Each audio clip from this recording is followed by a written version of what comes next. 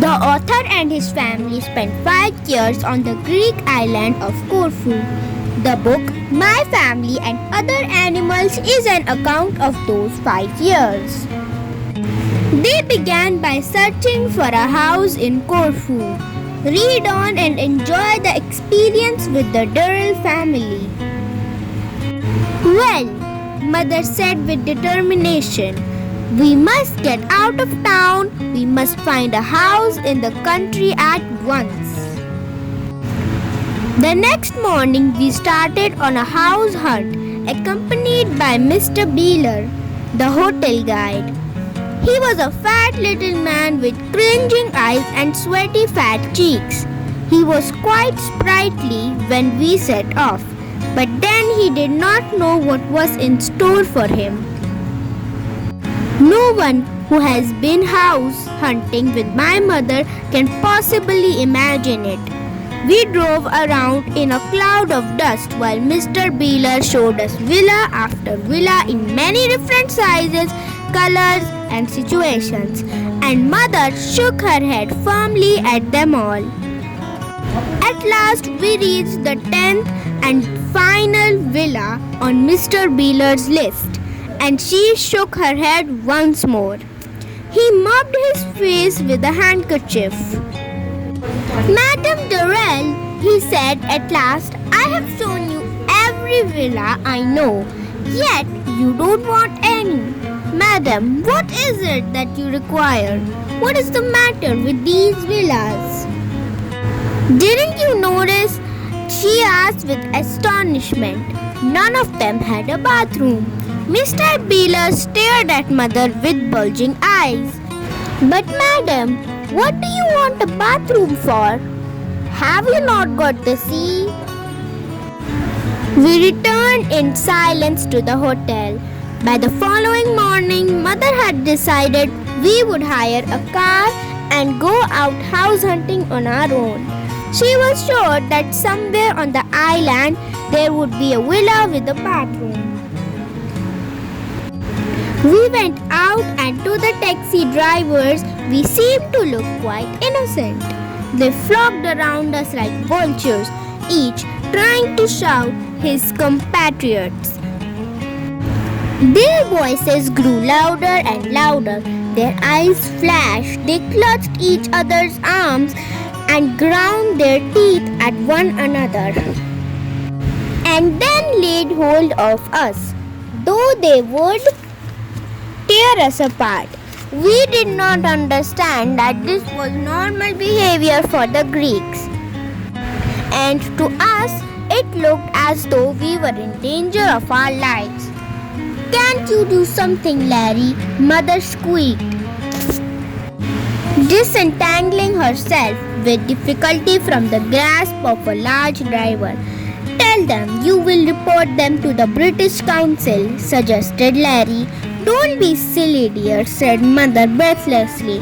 Just explain that we don't understand. We English, yelled Margot. We no understand Greek. If that man pushes me again, I'll poke him in the eye, said Leslie. Now, dear, panted Mother, still struggling with the driver who was propelling her vigorously towards his car. I don't think they mean any harm.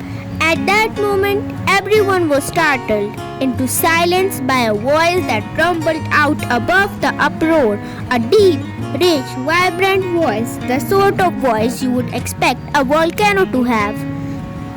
Hoy! Roared the voice. Why don't you have someone who can talk your own language? Turning, we saw an ancient Dodge, and behind the wheel sat a short, barrel-bodied man with large hands and a great leathery, scowling face. A jauntily titled peak cap on his hand. He stepped out of the car and waddled across to us. He scowled ferociously at the silent cab drivers. Them's been worrying yous? He asked Mother. No, said Mother untruthfully. We had difficulty in understanding them. "Excuses me," he said. "I'll fix them." He turned on the drivers a blast of Greek that almost swept them off their feet.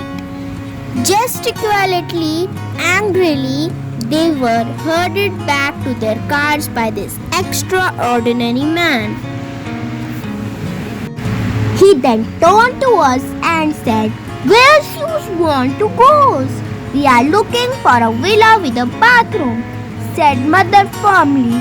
"Do you know of one?" The man's black eyebrows twisted into a knot of thoughtfulness. "Bathrooms," he said. "You want a bathroom? I know a villa with a bathroom. I was wondering if it was going to be big enough for you. I'll take you there." We all climbed into the spacious car, and the driver shot through twisted streets on the outskirts of the town, swerving in and out among the loaded donkeys, the carts, the groups of peasant women, and innumerable dogs, our horn honking a deafening warning. "Use English," said our driver.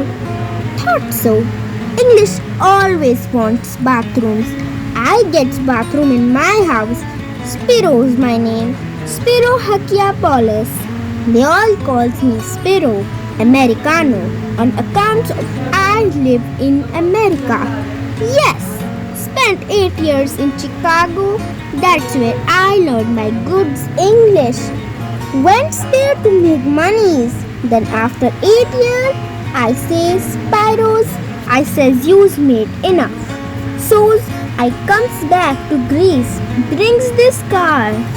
Best one's the island. No one else gets a car like this. I like the English. Best kind of people. If I wasn't Greek, I'd like to be English." We sped down a wide road covered in a thick layer of silky dust that rose in a boiling cloud behind us. We passed vineyards, olive groves, and great clumps of zebra-striped cane that fluttered their leaves like a multitude of green flags. At last we rode on the top of a hill, and Spyro cramped on his brakes and brought the car to a dust-misted halt. "There's you are," he said, pointing with a great stubby forefinger. "That's the villa with the bathrooms, like you wanted." Mother, who had kept her eyes firmly shut throughout the drive, now opened them cautiously and looked. Spyro was pointing at the gentle curve of hillside that rose from the glittering sea. The hill and the valleys around it were covered with olive groves that shone with a fish-like glam. Where the breeze touched the leaves, halfway up the slope, guarded by a group of tall, slim cypress trees, was a small strawberry pink villa, like some exotic fruit lying in the greenery. The cypress trees waved gently in the breeze, as if they were busily painting the sky a still brighter blue for our arrival.